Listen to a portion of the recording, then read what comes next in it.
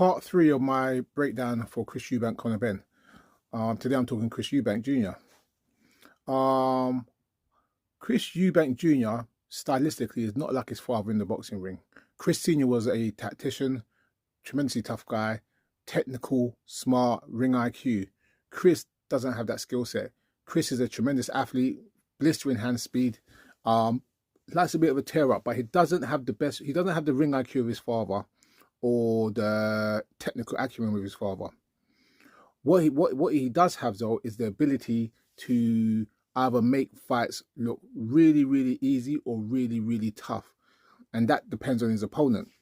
And when I say depends on his opponent, if his opponent is technically smarter than him and does basic fundamental technical things, it throws Chris all off his boxing. Chris boxing is based on athleticism and that speed.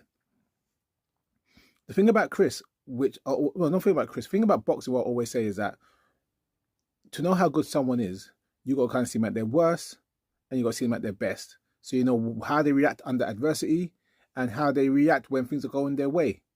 And overall, Chris is a good fighter. He's not a bad fighter. Everyone says, well, every time he stepped up, he lost.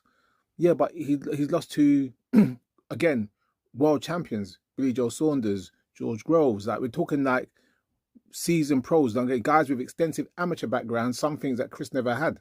When you look at his worst, and obviously look at obviously he's lost to Liam Smith. Liam Smith is also a world champion, and everyone goes, well, this and that, and he got knocked out and he's whatever.